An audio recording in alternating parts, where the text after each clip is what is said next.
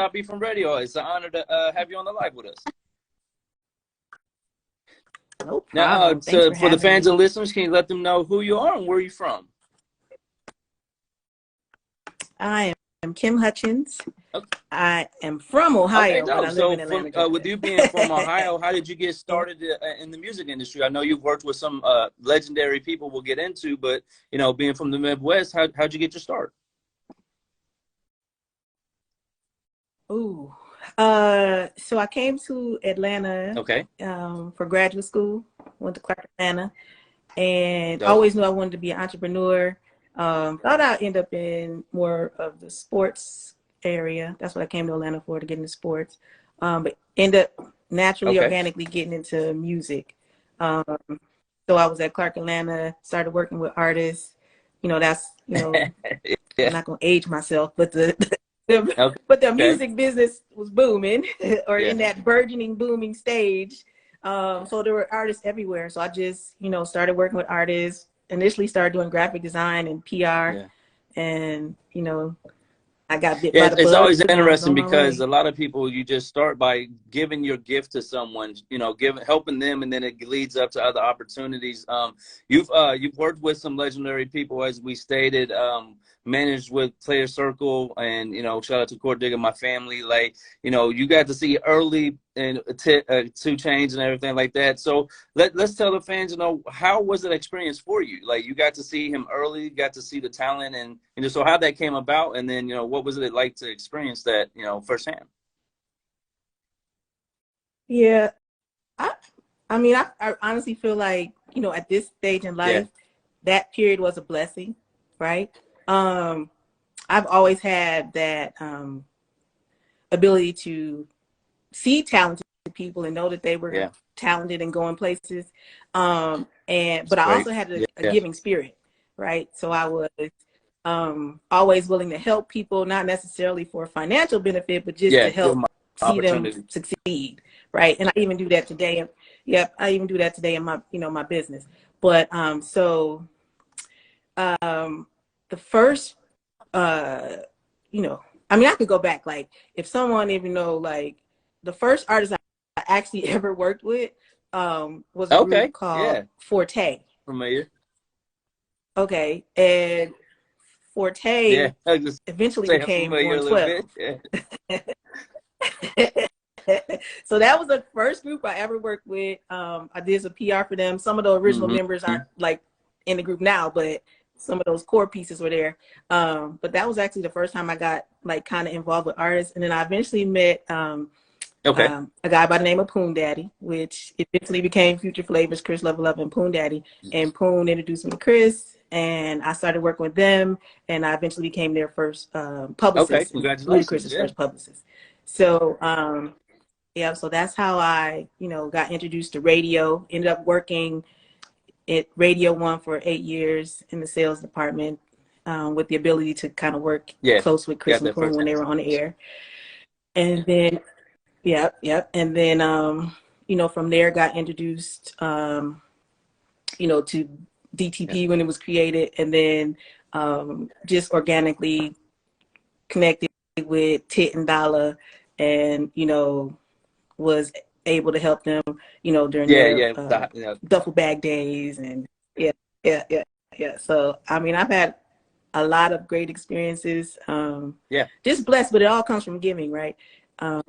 Wasn't necessarily intended to say, hey, you know, I know you're talented, I'm gonna latch on to make money. It was, hey, I know you're talented, let me be your publicist. Let me tell the rest of the world about, like I want to help you. And a lot of times in this industry, that's how you get your foot in the door, is just helping people, you know what I mean? And you've definitely carried that on to your new life, the real estate and all the dope stuff you're doing with that, because I see on your Instagram, you're giving free game to people, and you're giving them insight, you know what I mean? So how did you make the switch from being in the entertainment world to now being, you know, a successful real estate and real estate agent and an author? I had no choice. So I ended up, you know, having a child, and, you know, having to make some decisions on what was next. Couldn't necessarily, you know, be on the road and, you know, all that. So I said, okay. I went to the University of Cincinnati. I have a degree in finance, marketing, and real estate. So I said, okay, well, which degree we gonna, which degree we gonna use? So I always had a love of real estate, property. I know the importance of a stable household. So, real estate was kind of like the natural thing. So I just, dived head first into real estate and have been involved with real estate for almost. So when you decided to make that switch, now. did you have a mentor that helped you? Did you watch YouTube and follow the the finance? Like how did you learn about real estate enough to where you could take it on and in this role you have? Because you it takes a lot of information. So what were some of the things you did to learn that? Well, of course I had to get licensed. But because I already had a degree, I had studied real estate for 4 years. And there's not that many realtors that are licensed, have a bachelor's in real estate. But I was able to, learn, Georgia's guidelines, that type of thing. Because of course I got my degree in Ohio. So it's like, okay, I'm in Georgia now. I got to learn Georgia law. I got to, learn this market. And so I just dived head first. I did not have a mentor. I did not have YouTube. But I had a lot of ingenuity and a lot of hustle. So I was able to take my hustle you use from the music skills business. you have. That's what I love about music is all the skills you learn helping an artist or breaking a record. Those go to any lane. You just decide what you want to do with it. Yes, you just got to decide what you want to do with it. So I used that hustle, and I said, when I first time out, of course you interview with different offices and kind of figure out where's your tribe, where you fit at. And I ended up at Keller Williams, and when I came in that office, and I'm like, hey, it's real slow in here. Like, things are moving slow. I said I could, run circles through here because I already got. You're used to moving all the time. And I'm used to. Let me just. So let me use my hustle, my real, my music hustle, and let's just make it happen, right? So my first year I did 11 deals. Most realtors when they first start, the average is about 6 deals. And then, I was just, believe it or not, just taking any opportunity. So if somebody had a client that didn't want to work with, I got you. Like, so it was just that hustle and ingenuity, not necessarily following the stats, right? To say, oh, it's going to take you 6 months to get a deal when you first start. No, like I need a deal now. So it didn't take me 6 months. It took me probably about 60 days, right? So it's just like, I didn't want to fall into the stats. I still don't listen to the stats necessarily as far as like even down to what the market might be saying. Whatever happened in the market, I need this many deals, right? So that's what I'm focused on. I'm not going to focus on, the doom and gloom that might be on the news or something like that. I'm focused on what I need to make happen for me. A lot of people, like, they listen to the news, but they makes them paralyzed. But if you're a mover, a shaker, an entrepreneur, right now we're in a state of growth. We're in a state of opportunity. So, a lot of people say the interest rates are a little high, but I'm sure as a agent as you are, different ways to help them with that and stuff like that. What's some of the things, information you've given to clients that's really, helped them, like early on when you first started being in real estate and using your giving spirit? Like, what's 1 or 2 of the gems you gave early on that showed you, I can be a added addition to this space and help, people with it? I think I just looked at it with a unique perspective, right? I grew up in a single family household. What might have been considered like a latchkey kid. Nobody was there. So you do what you want. So I had the ability to do what I want, but I also had the foresight to know that, okay, I got 4 walls and a roof over my head. Like I could, do some stupid stuff, or I could, do this school work and get some A's and do all that type of stuff and have a stable house within to do it, right? So when I talk to people, whether it's a single mom or whether it's a elderly couple or some kids just getting out of school that want to buy their first property, the empathy that I have, right, allows me to understand it and understand how important it is, and even express that to them so they can understand it.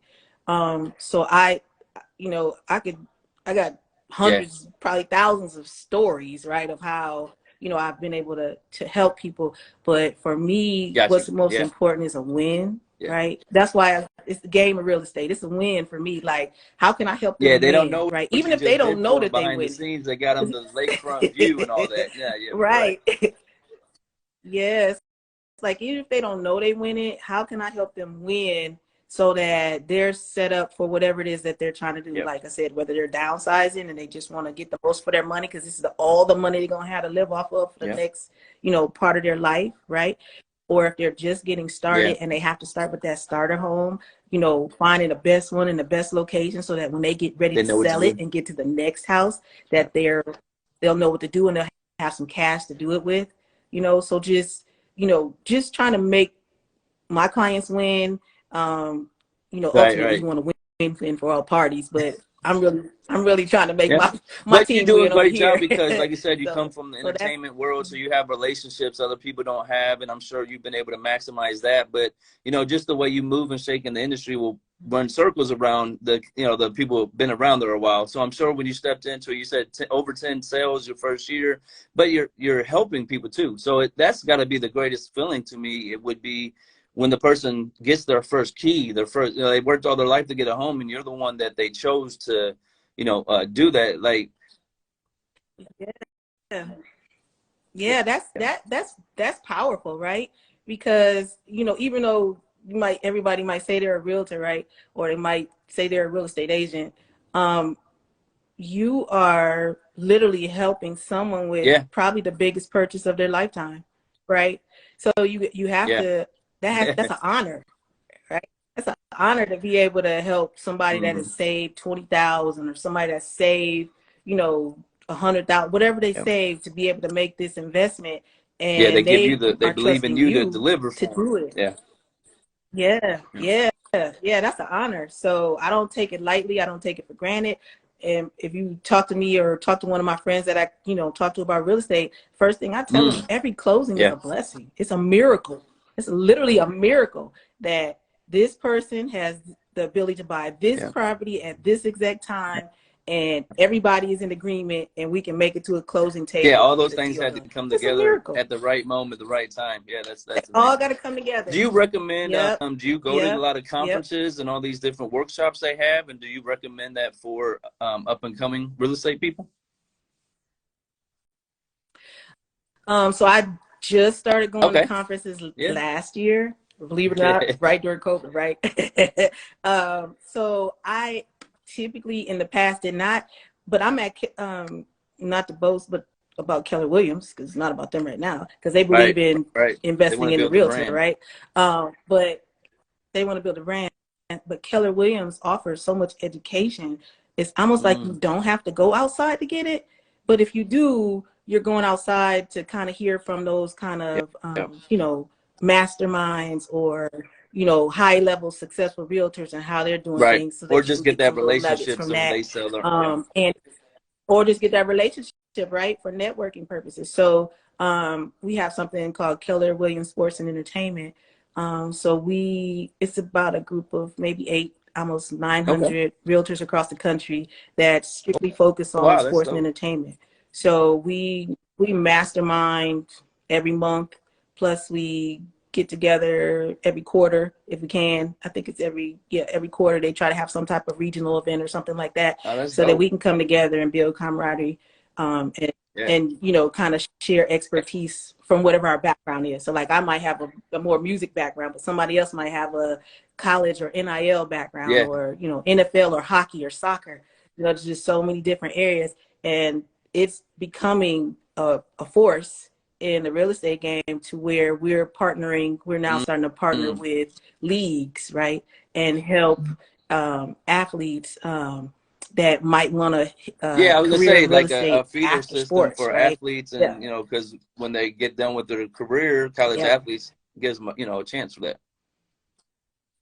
yep, exactly. And actually, they have a program where while they're still in college, if they want to Mm-hmm. get licensed, they can get licensed in Colorado and No, that's just dope. use the referral system, right? They don't have, but they'll be a licensed realtor and they can just shoot referrals and basically pay for whatever expenses they have for college because they're getting free money from a referral. So, um, I love KWSC and what it's doing and how it's growing, and I'm just happy to be a part of that program, because then I can, use my knowledge. A lot of times it's great to also be learn with from that people. bigger. Sometimes we're all caught up in being entrepreneurs, and we're like, I want to be the boss and I want to do this myself. But if you can latch on to one of these corporations that's been around for years doing what you dream of doing every day, it just advances your career. So you wanted to be in real estate, and you said as a kid you wanted to be in sports. So because you did the Keller Williams and they had this program, now you really are a part of sports and entertainment. Like, you know what I mean? It's amazing how when you get with major corporations, they just open up opportunities.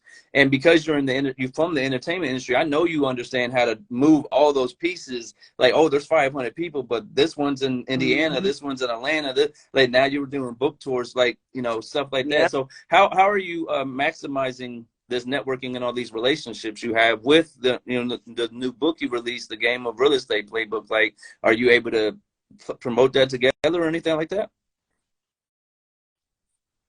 Yeah, definitely. So I'm definitely organically promoting, like you said, because of my relationships. I have radio relationships and promoter relationships and things like that. So I'm able to leverage that, because it's not often that they merge, right? Like there are not that many opportunities necessarily in the music business or necessarily in sports where you get access to quality information that can help you benefit in the long. Organic, it's like, I used to be in a strip club, with my clients. So I'll go to the strip club and talk about real estate, like wherever they at. I think anybody that has, the ability to save up some money and to make an investment in themselves, real estate is the best investment for them. So I'll talk to anybody about it, because it's just so important, whether you're young, just in college or about to get out of college, or if if it's somebody's kid, like you want to get kids interested in real estate early. Like we cannot be afraid of real estate, right? Because if we are, we're going to end up as renters, right, for the rest of our lives. Somebody's going to make that money, right? And we're not going to have anything to leave our kids. God forbid, if we have insurance, that'd be great. Yeah, if you got property, right, you got something to leave for your kids. And they're not making no more property, right? So we gotta get in the game somewhere. So I think we talked. Hey, I'm not gonna jump in right now because it's interest rates or whatever else. At the same time, so if during COVID stuff was going up 20%, right? Balanced out. And now things are going up 7 to 10%. So you can wait a year, but whatever you were going to buy at $200,000 this year, it's going to cost you $220,000 next year. So do you wait, or do you bite the bullet on the interest rate? Try to get as much back in the purchase so that the interest rate is leveraging off. Like we have like a calculator that we use where we can say, hey, here's what the interest rate was in 2022 or 2021 when rates are great. Here's what the rates are now, right? And we use this calculator and say, hey, where can we bite into this? Where can we get the points that we need right, to make to be able to, exactly. Can a seller buy down the rate, right? Can we get off the purchase price? Whereas in 2021, 2022, you were paying $30,000 over this price, right? So you got to show them where the money went then to where they feel, where it doesn't hurt as much to say I missed on the 3% rate, right? To say, well, okay, you have 3% rate, but you're paying right $30,000 now houses are selling so quickly that you're right, the prices have went up. So while you may be paying more interest, the prices will just keep going up. House values are increasing. So it's a true thing on that. With the book Game of Real Estate Playbook, I salute you on that, because everybody has a dream of writing a book or creating a piece of art like this, but they never follow through. So how did you get to complete that, and what made you go ahead and decide to make that dream come true? Because like I said, a lot of people never get that chance. Yeah, thank you. That's a great question. I appreciate it. It was a dream to do that, to actually put my thoughts on paper. And it really just took a lot of dedication, right? And then it took a lot of decision making, because there's so many things you could talk about, right, as it relates to real estate. But as I was on my kind of KWSC journey and talking to athletes and talking to, you know, entertainers and things like that about real estate, you know, they ask certain things like, hey, you know, how can I get into real estate? What are some ways for me to get in?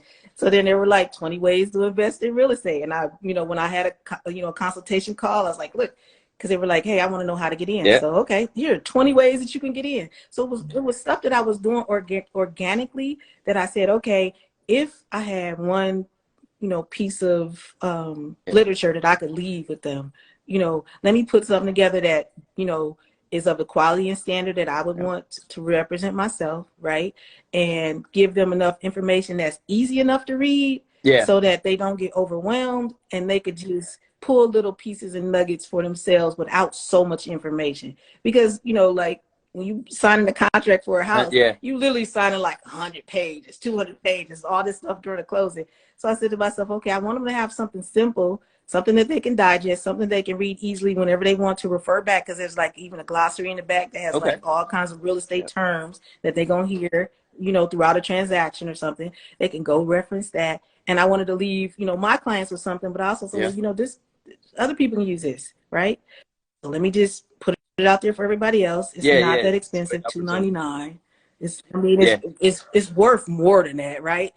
Just as far as the information that's in there, but it's not for me, it wasn't like a moneymaker thing. It was, here's the information. Anybody can afford that, right?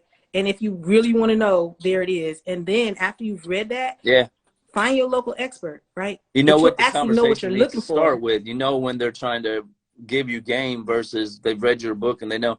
And I like it because it's like a little taste test of what you're planning to do. You know what I mean? And it's a book. So now you can get bigger speaker engagements because you have a book. You have a tangible asset that you can give away to kids and stuff like that. Like, have you had a chance to go into any of the schools or anything like? Not yet. Not yet, but I'm excited. I'm having conversations with some schools and school districts, not even just in Georgia, but in some other areas. And I would love, you know, to have those type of conversations with young adults, because I think that's where it starts, right? I can think back on my education and remember when they mentioned nothing about finance whatsoever, right? Not even the basic concepts, right? So a checkbook, right? A lot of people don't use those anymore, but even a balance sheet or whatever it is that you would need to know that, okay, I got a budget and here's where I'm off, right? So something like this, there's a section in there, you know, about why to get your kids involved in real estate early, you know, whether you buy them a property and they get rental income that they could, you know, supplement, or whether you buy it for them, you know, like, hey, I got an extra 40, 50,000, let me buy a house.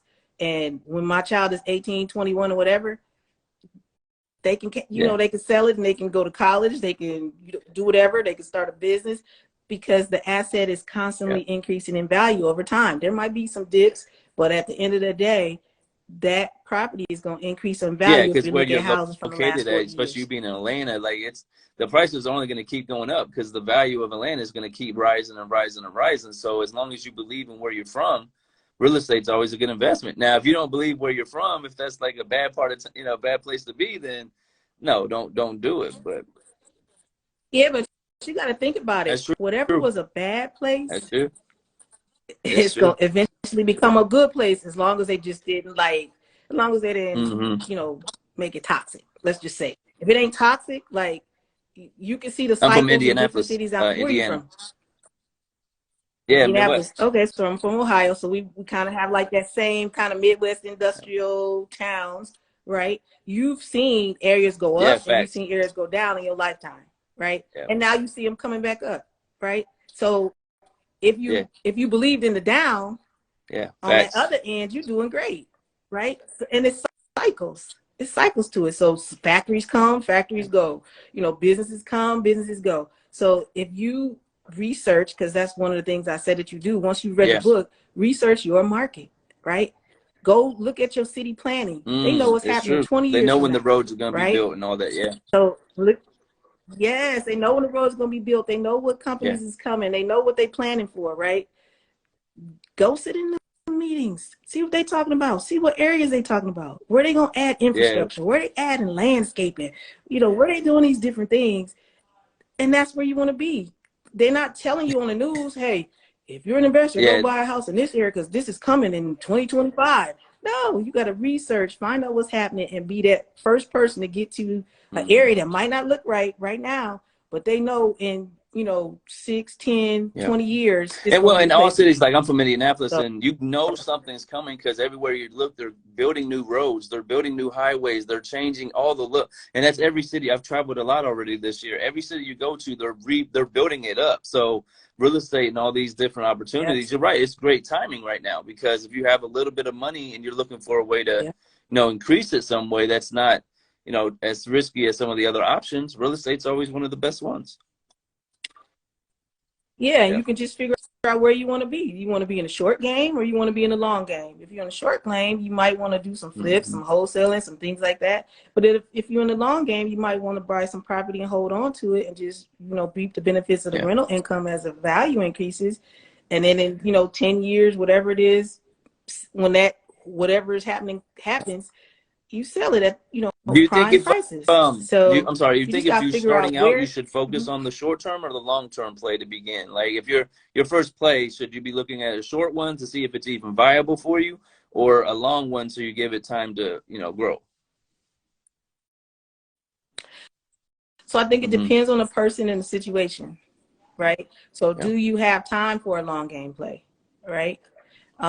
Is renovation your thing? Right? Or do you know somebody that you can trust if you buy this house that they'll, you know, renovate it for you in a timely manner? A lot of people miss that part of it. They don't realize the flipping that really does get involved. We see them on TV shows, but somebody has to change the house to make it presentable like that. Is that something you and your team already, you know, have, or you know, I guess, is that something you had to learn as you were going through it? So for me, I consider myself like a resource. Right. So when somebody comes to me and say, hey, I want to do this in real estate, you know, I already have like lenders, different type of lenders, because there's different type of lenders for renovations than there are for lenders for, you know, owner occupant homes. So I'll have my lenders in play. I have contractors in play. Do you need a contractor that can build a whole house, or do you just need a contractor that can come in and just renovate kitchens and bathrooms, right? Landscaper, do you need a hardscape person that's going to really make the thing beautiful, or do you just want, you know, somebody that can cut the grass? Like every piece of that puzzle as a realtor or your realtor, they should have access to that for you. So for me, I do have contractors that, you know, could help my client if they want to do, you know, fix and flips. But ideally, if you're getting into that game, you want to know the ins and outs of it so you don't lose as much. You're going to lose something because if you're doing it for the first time and you don't have, like you said, a mentor or somebody that can help, a coach. There's a lot of coaches out there. Why are they coaching you? Like, what's the reason they're coaching you is what you got to be careful of. We won't go there. Okay. But I'm just saying, like, if you could find somebody that, you know, you might drive past a build one day and stop, right? And say, okay, who's contractor, right? And you can build a relationship with that person and say, you know, I might be getting into real estate. You know, I might be looking at a property over here. Maybe you could, you know, partner with me on it, or one, I can, you know, hire you to do the construction. You know, what's your timelines like? Like, how backed up are you? Because they don't even have jobs right now are available. so busy. It might take them. They don't even have time to come, you know, do somebody else's stuff. So you just gotta, once again, do your research, do your homework. If you're not a builder, right? If you're not a handy person, and you're gonna need to build that team and be able to trust that team. I love how you broke that down. I don't know a lot of people understand what a realtor really does. Like, they just know they help buy and sell the house, but all the tangible, like filling out paperwork, you know, getting approved, all that process that's involved is, you know, very important. I look at it like a DJ to me in the entertainment music. You know what I mean? They know everybody. And if you're going to do something in your city, you go through a real estate agent because they know the relationships. Like I said, they can get you the person who can build your home, or if you're having visions of maybe getting in real estate, go talk to a realtor first because they have all the plugs you might need so your budget can be, you know, allocated the right way instead of you trying to nickel and dime something and, you know, losing a lot of money. Yeah, and you get what you pay for, right? So I think, I mean, what I like to do first is have a consultation, right? So we'll set up a call, Zoom, whatever. And, you know, I'll ask you a series of questions because I really need to know, you know, what's your motivation? What are you trying to accomplish? You know, how have you prepared for that? That's part of the guide too, as well, is talking about preparation. You know, how much money have you saved up? You know, how's your credit score? Do you Have know you what it looked is? at your credit score? All right. Do you know what it is? Like, and do you know that we're going to look at all three and they're going to take the middle, right? So somebody might say, oh, you know, I don't think I could do this because my score is this. But you got to look at all three scores, right? And the lender's going to take the middle, right? So if you got a 580, you got a 650, and then you got a 600, 600 is a score that they're going to look at as they gauge to see how, you know, qualified you are. So that preparation piece, having that consultation, me knowing what they want, me asking the right questions so they understand what it's going to take, and getting them with the right lender based on their needs, right? Like I got like, you know, 4 or 5 lenders on deck depending on what they're doing, right? If I got somebody that's a little challenged and their score is under 600 or under 620 or something, you already have a relationship that says, I welcome those people. I'm not a bank that turns away from those people. So you speed up the process. You're not, like I said, bumping your head along the way. You just go to the realtor and they're going to have those relationships to that. So, and it saves a lot of money, you know what I mean? And I like how you break things down into steps too. Like you got the 6 keys to know about mortgages and real estate, you know what I mean? So you're always giving the steps and processes to it. What are those 6 steps for people who might catch this live or catch the replay, you know what I mean? And what made you want to give that information away? I mean, because that's, you know, a lot of stuff realtors keep to themselves, but you're freely, you know, helping people with that. Well, information is I love it's free if you go look for it, right? So it's like somebody might be over here selling this, but really you can go find it for free, but you're paying the value for them simplifying it for you, packaging it, making it so it's understandable. So so for me with understanding mortgages, that's like the key part of the process, right? So so it's like the money, right? If you don't have the cash, right? And there are some people that got the cash and they go, you know, go make a cash purchase of real estate. There's some other people that are dependent on this financing to be able to make their dream come true, right? So, hey, based on my credit score, what are my options, right? Because your credit score is going to determine the options, right? And the cash. But first of all, the credit score. So depending on what my credit score is, do I qualify for an FHA loan, right? Which is like the almost starter loan, which is 3.5% down, but it deals with a lower rate. You can get a FHA loan with a 580 score. It just depends on the lender. Now you could go to Chase tomorrow and say, hey, I got a 580 and this girl told me I can get a loan. It might not happen at Chase, right? It might happen at a mortgage company, right? So you got to, once again, get with that right realtor to say, hey, I got a 580. Who can help me, right? And if they say you can't be helped, they're not telling you the truth. You can. You just got to find the right realtor that knows those resources in that area to say, hey, this lender works with a 580. And if you don't, if you got a better score, you can qualify for a conventional loan. There are 100% down conventional products out there, right? Where you don't have to put no money down. You still got closing costs, but there's no down payment. So if you have the right credit score, you can do no down payment? Wow.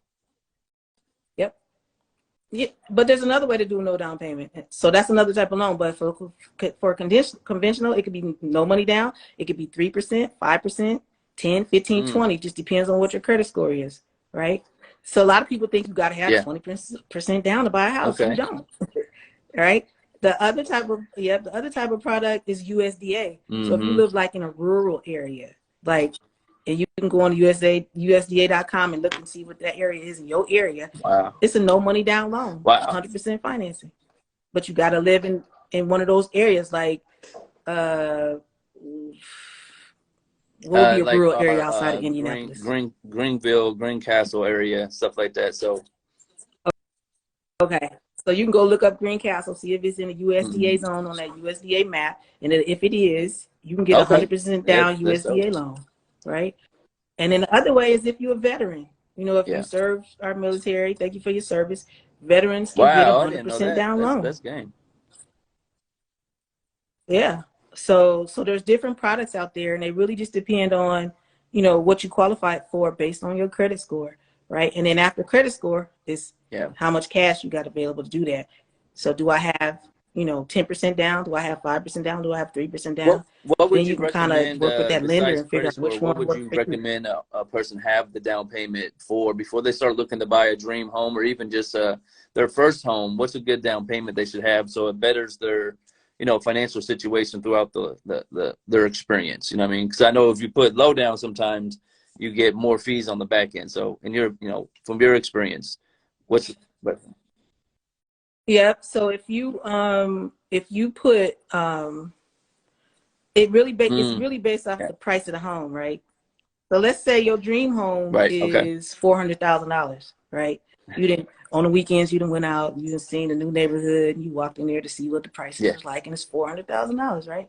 So if it's $400,000, it can still qualify for FHA, right? oh Because wow, FHA has a threshold on price too, and it's based off of whatever you market in. What market you're in. So like in Atlanta, it might I don't know what it is right now, somewhere around okay, 5 something, yeah, because it went up this year. But say in California, that threshold might be 800 because that market is a higher price market. So it's really based on wherever you live, right? To go when you talk to that lender to say, what's your dope, FHA max, right?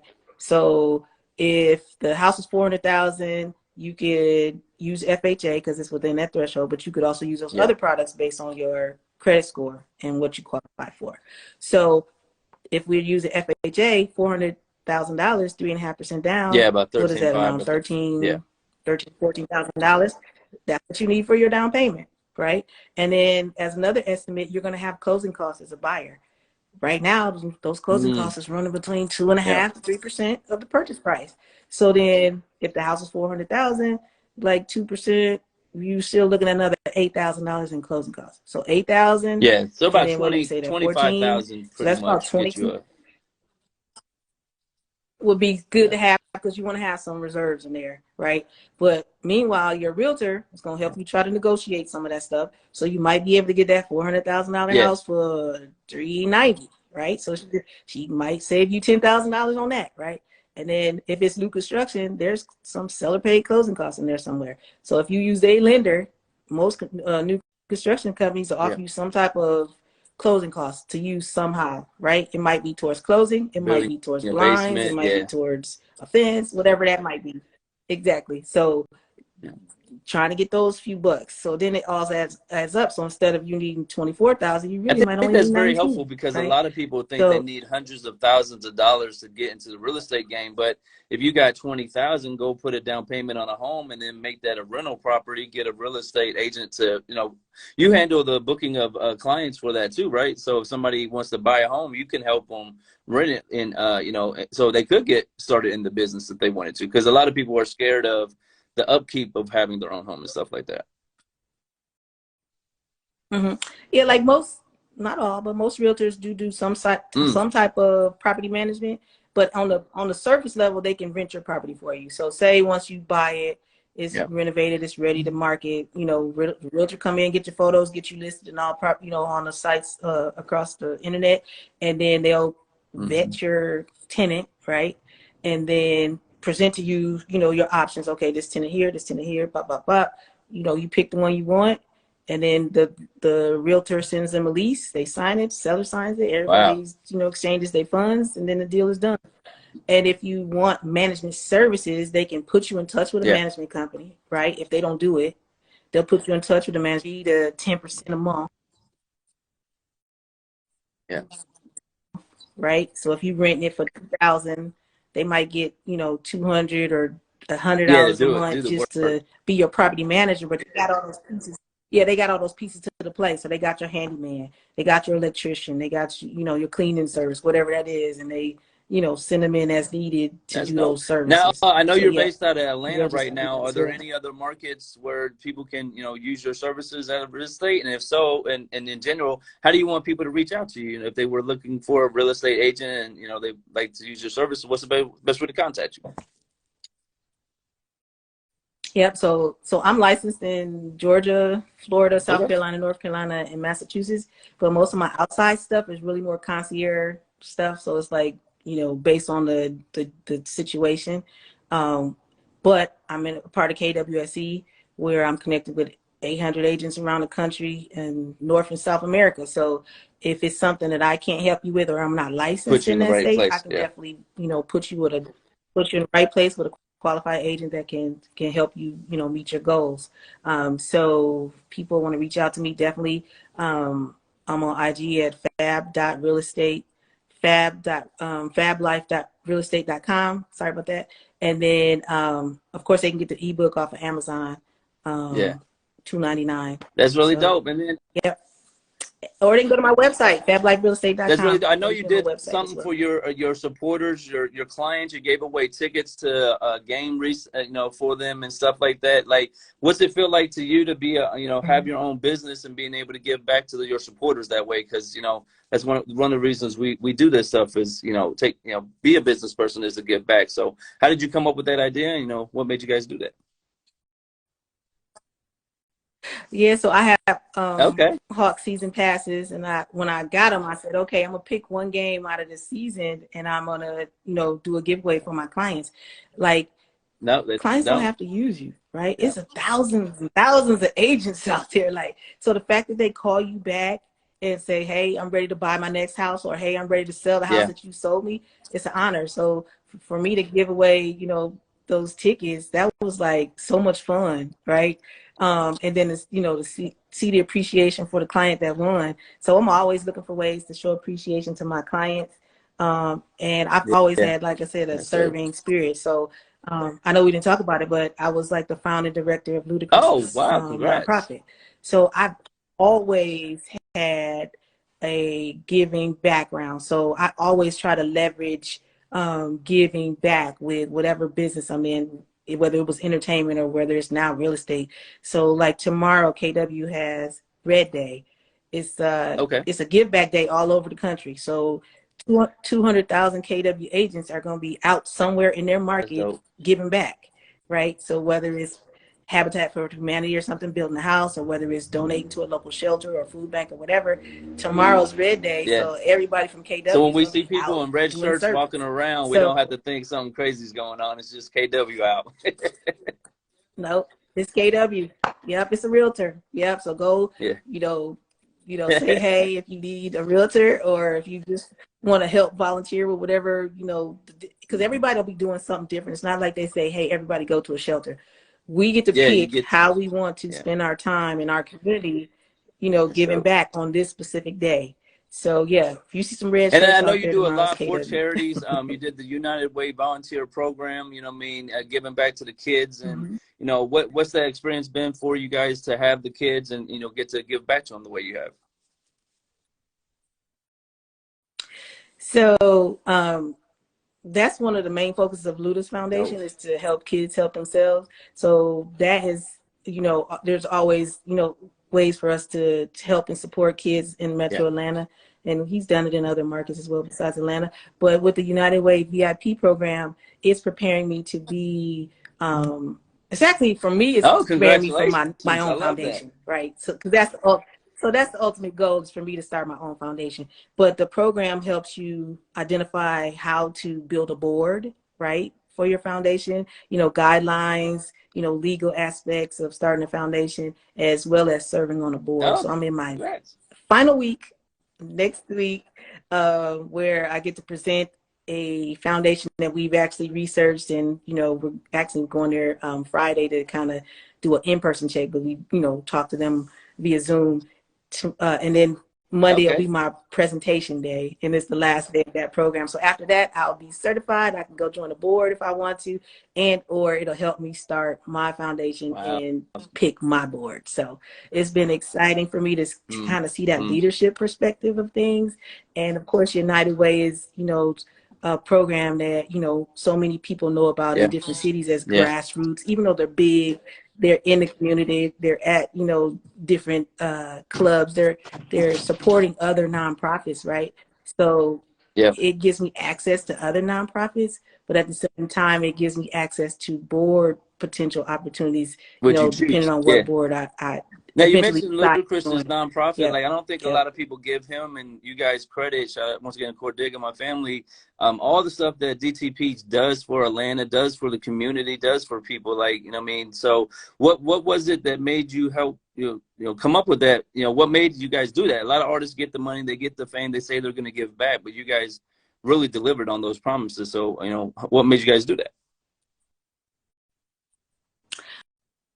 So I give all that credit Okay. to Ludacris Bridges, right? Because he had to Yep. have that heart for that, right?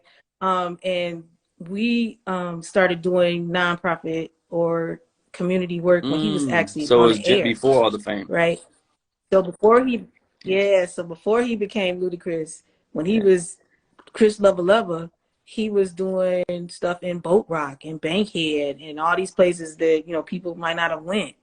And we were working with kids at that time. So then when he gained his celebrity, and he decided, hey, I want to make this official, as a part of my, what I do, right?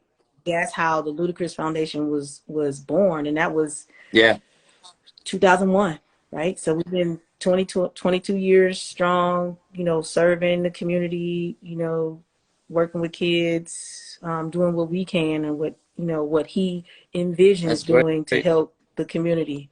So it's a blessing because, I get to go do some of that stuff, right? So I had the opportunity to present a check to a nonprofit that, Oh wow, okay. So they he submitted it. picked, right? He said, okay, I want to support them, right? So, all right, so let's, research them. Let's, see what they're about. Let's go meet them, and if the energy is right, then that's who we're going to support. So doing stuff like that is it's just, I'm blessed, right? And if it wasn't for his vision, right, and his ability to say, hey, this is important to me, let's make this happen, I just get to execute on what is in his facts, heart. but it's still basically. amazing. Like you said, Yeah. you get to be a part of giving the check to someone. Like I'm knocking on your door, and hey, Ludacris decided that you're gonna win this check. Like that's got to be an amazing feeling, and it just goes to show what you put all your time into helping other people.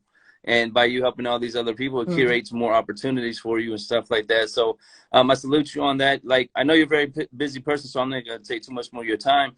But any shout outs you want to give to people you've been with early on, or the Keller Williams family and stuff like that?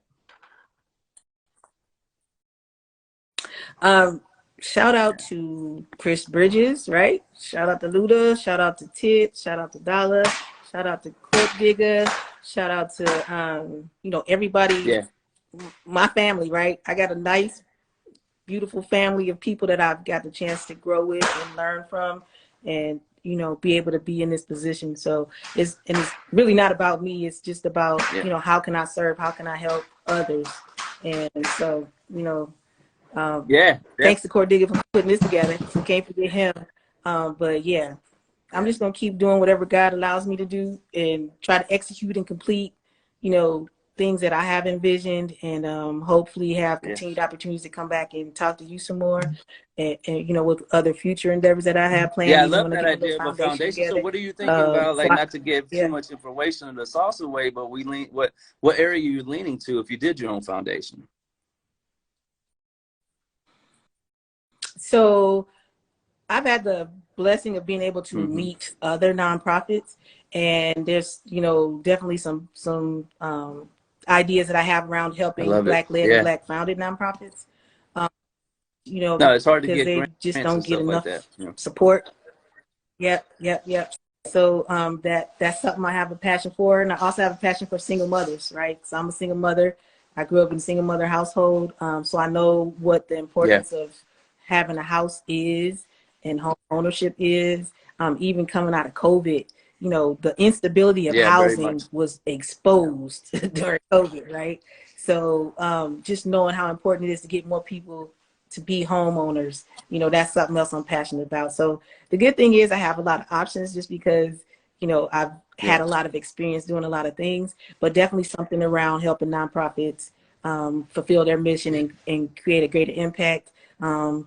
but also, you know, I'll probably do something as it relates to That's real estate so maybe around teach helping single single mothers moms. how to create their own real estate company or business through Keller Williams brand, like give them a mentorship program and, you know, stuff like that. Because a lot of times they just need the opportunity, you know what I mean, and guidance. Maybe they are already doing successful, but they just need a person to watch the kid while they go to work, and, you know, different stuff you get offer like that. That's really dope. Man. And then last thing, anything you've got Yeah. coming up, you know, you've got the books. I'm sure there's book signings or anything else in the Atlanta area where people can come support you at. Okay. Not yet, but I will definitely keep you posted on that. Unless they want to come volunteer at Red Day tomorrow, Well, they can yeah, hit me like up. definitely appreciate you doing the If interview not, with me. We're gonna link up directly on the DM. So anything you're promoting, like we got a lot of people in Atlanta, so, you know, help push that out. And I love what you're doing. Like you're teaching people on your Instagram how to be in real estate. You know what I mean? You're making vocabulary words that are complicated make sense to them. So, you know, I really appreciate that, and thank you for taking time yeah. tonight. Yep. Thanks. Salute. And it's been a Yeah. pleasure.